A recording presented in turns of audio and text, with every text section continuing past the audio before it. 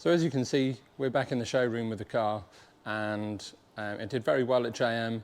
It's very, very drivable. Obviously, since being on the dyno, we've driven it as well on the road, and it's really nice and drivable.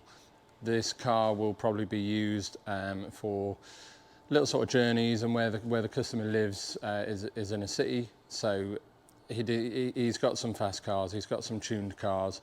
He didn't want a heavy clutch. We spoke about spec, etc. We said we won't fit cams, we won't go single turbo, you know, we'll keep it sensible, keep it nice and drivable, and that is exactly what this is when it's out. It drives really, really nicely. So that was key for this project, to keep it a real nice, drivable and reliable car. So yeah, as you can see now, everything is finished. There's nothing left for us to do. We've put some security upgrades on the car, obviously, and lots of other bits. So we're going to sort of just run you around the car, show you everything now it's done. It's actually leaving us today. We're going to be delivering it, and it's going directly to Topaz. We've had the car just single stage machine polish by Stuart over at Vehicle Detailing Services, who does all of our machine polishing. And the car looks fantastic, but it's now going to go straight to Topaz for PPF. And I'm sure you can appreciate why. The client has requested PPF. So it's going from us to there, and then from them directly to the customer.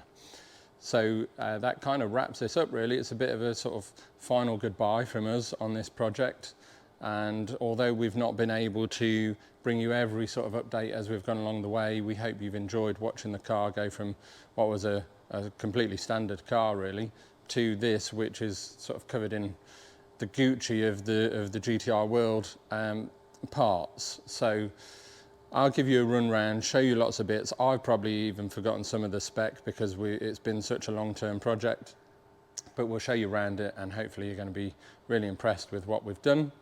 And yeah, we've now got other projects on the go as well, so keep an eye out for them. Obviously, as always, like, subscribe, and we hope that you follow our other journeys as well. So let's show you around the car.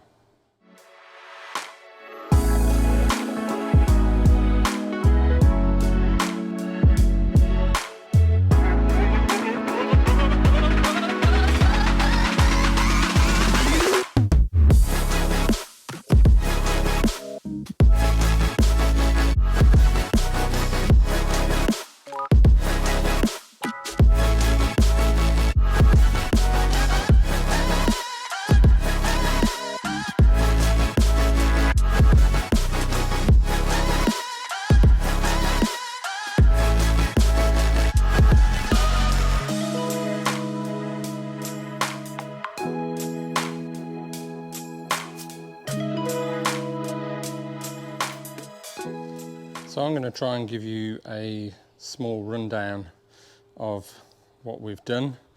And like I say, I've probably forgotten some of the parts that have gone into this car myself. But it was standard car, so now it's the full titanium Nismo exhaust, front to back. It's obviously got the Nismo intake manifold. It's got the Nismo adjustable fuel pressure reg. It's got the Nismo catch can breather system. It's got the Nismo titanium strut bar.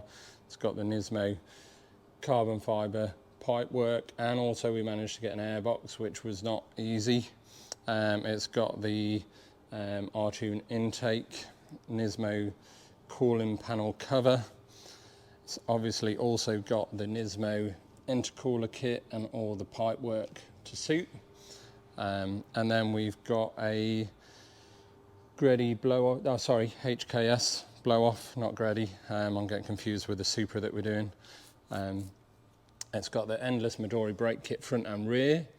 It's obviously got the Nismo wheels, the Nismo Z-Tune front wings, bumper, front splitter, and also the arch liners to suit. And unlike when these are normally fitted, we've actually modified them arch liners because they do tend to catch, you know, especially with the car being slightly lowered, they do tend to catch a little bit on hard lock. We've also modified them because we've got the Nismo oil cooler system on the car, so we've modified them for the pipe work that comes through. We've got the Nismo rear arch spats, the Nismo lower side skirts and rear trims. Nismo carbon spoiler blade, a Nismo tow hook, Nismo rear diffuser blades, and then underneath it's just a Nismo party under there as well, all the braces and struts and arms. And so you'll have seen it on the other videos if you've watched them, but it is just everything. It's obviously Nismo radiator as well, I forgot that, with caps as well to suit, Nismo floor mats, Nismo B-pillar garnish trims. It's just everything really, everything that you could do without really, you know, a Nismo engine, or opening up the engine and starting doing, you know, Nismo turbos or cams, or, but like I say, we wanted to keep it nice and drivable for the customer.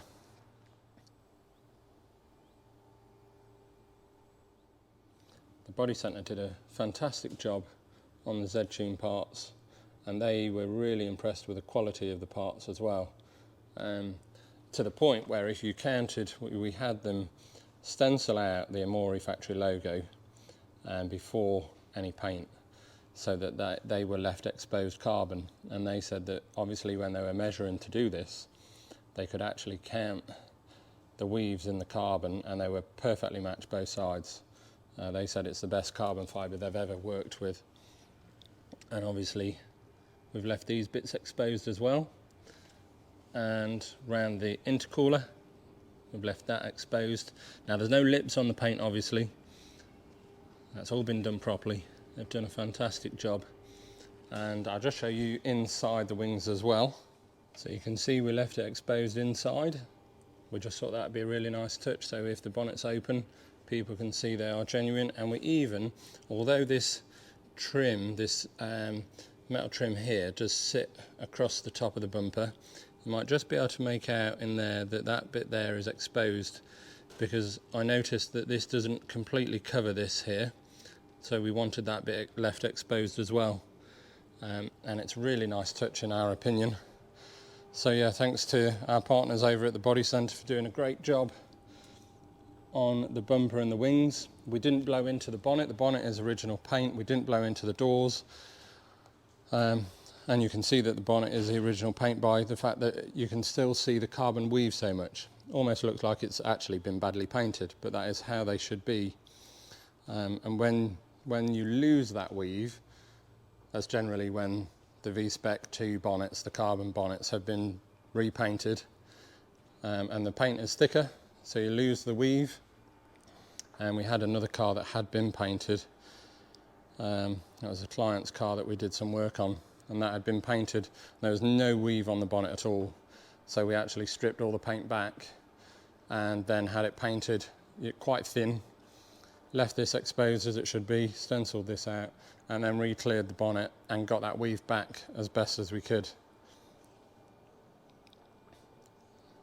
But there we go, let's get it into the trailer and down to Topaz. Before I put it in the trailer, there is something that I did forget to mention, and it's one of my favourite parts on the car. I've got lots of favourite parts on this car, but this bonnet rod here, built by Legends, carbon fibre bonnet rod. It is absolutely gorgeous, and it ought to be, considering the price. This worked out roughly around £1,000, but it is a work of art.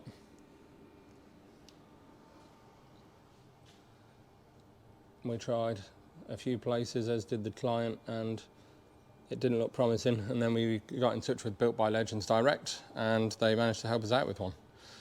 And that was a piece that the customer really, really wanted on the car, and I can understand why.